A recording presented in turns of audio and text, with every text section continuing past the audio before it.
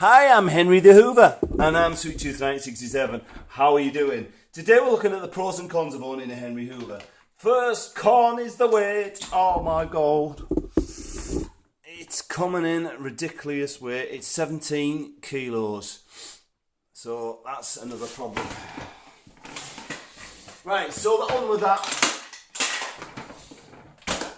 Another con with a Henry Hoover is the disposable bag. You've got to buy one every time it fills up, so that's more expense. Okay.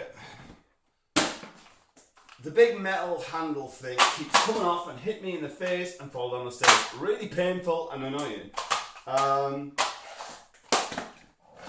This is a great 10 litre lead. That's definitely a pro. Pneumatic make 10 metre leads on most of their stuff, but then you've got to manually wind it up every time.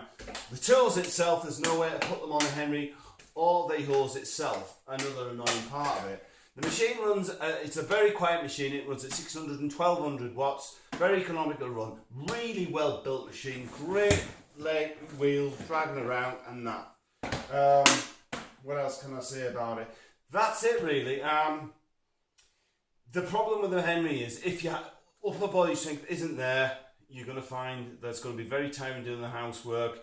So you might want to go for a cordless model. Again, this is something that I believe is more for commercial purposes rather than domestic quality. But apart from that, that's it really. Not much to say. Just a few prime choices you want to think before purchasing a Henry Hoover. So up to you guys, and we'll see you in the next one. Bye from me and bye from Henry. Ah, damn, this is heavy. See you in the next one.